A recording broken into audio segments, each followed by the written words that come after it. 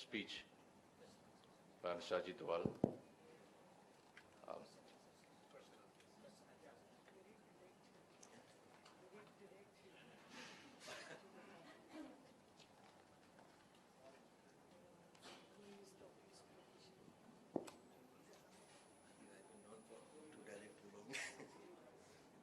Dharma, the law of righteousness, is very close to my heart also, and I'm sure it's all close to your heart. It's time for a lot of questions and a few answers. I do not need to tell you all this, but since the organizers have insisted, I must say it, that please ask relevant questions, questions related to challenges to Universal Brotherhood, Dharma, Adharma.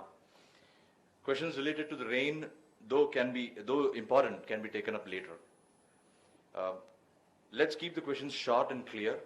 Avoid conjoining 2 or 3 different questions into one large, humongous question, which the panelists might forget before you complete it. And please ask only one question per person so that all others can get a chance. So let's begin. Mr. Doval, thanks very much. How should India deal with China? Because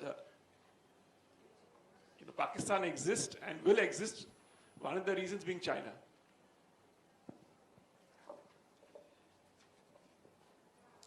I think it's a very, very valid question. And I would like to give a little time, I'd like to devote a little time to that. Let us first put on the graph paper some realities. Can you hear me?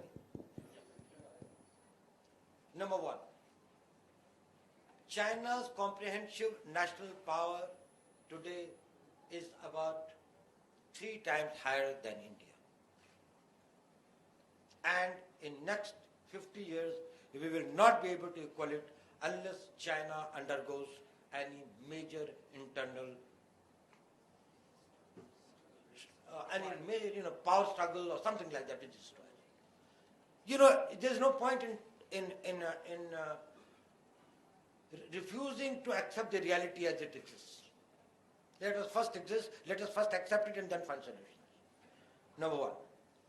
Number 2, China is converting its economic power into its military and strategic power at a very, very fast rate, faster than what we had anticipated. Where they are reaching today in 2012 or 13, the last exercise that they did in Shenzhen in 2009, and then should have happened in 2018 to 20. They have advanced their program of strategic and military build-up by about 10 years. In these days of acute economic shortages and difficulties, they are doing it as a great marvel. And they are doing it because today is the time when they can do it at the cheapest cost. If China stops weaponizing it, probably the weapon industries and major things will probably stop, particularly in Soviet Union, but also in the Southwest. So they are getting, the former Soviet Union, the Russia, has got no buyer and had done an assembly line for which it requires buyers.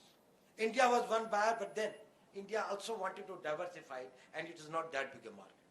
So they are getting J-15 aircraft, they are getting their missiles, they are getting everything, and then they are working on the reverse technology and investing very heavily in getting world's best scientists, technologists, and others to get the technology edge.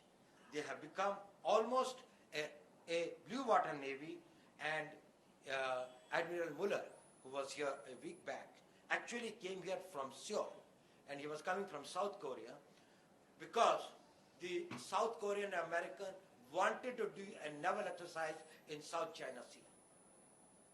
And the Chinese told them, your aircraft carrier Washington is not welcome. If it comes, we'll hit it. This was a greatest shock to the Americans because it's an exercise. It was not a, but they said, in your exercise, these waters, they are international waters. The South China Sea water, you will not be able to come. If they come, we'll consider it as an unfriendly act and we'll strike. Obviously, they would not have put a missile on it, But they would have put a missile with a non-lethal head on this to demonstrate their power projection. Americans withdrew their Washington midway from the Pacifics. And Admiral Muller came to Seoul, gave a statement, which was quite a distinct statement, that we are deeply concerned about the Chinese overtures and the Chinese things. And from there he came straight to Delhi, where he gave a lot of positive statements. Before that, if you recall, about 8 months back, when Admiral Keating, who was the commander of the Pacifics in the American Pacific Command in Manila, he had come and said the Chinese told us that you leave the Indian Ocean to us, we will leave the Pacific to you. Eliminate India. We would like to dominate the Indian Ocean. To which the Americans said that we said no. This arrangement is not acceptable. In the Indian Ocean, they have made the pearl of strings, that is in Coco Islands in Myanmar, at the distance of the Irrawaddy, in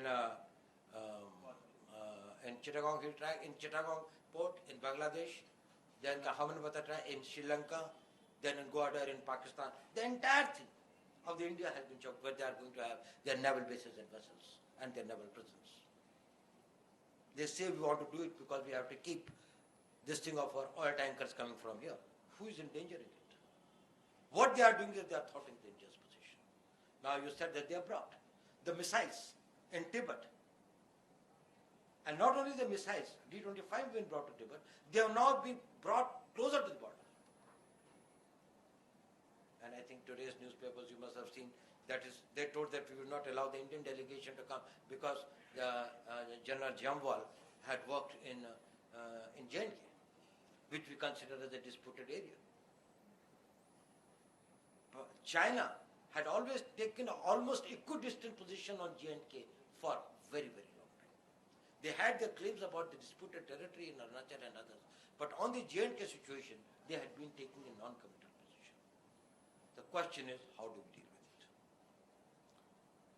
I think the best strategy for India would be to develop its missile capacity to a very, very high degree.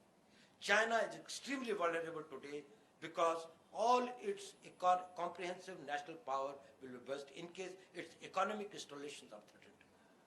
And as China is progressing at a very fast rate, its economic installations are coming up at a very fast rate. You know, that's what we say.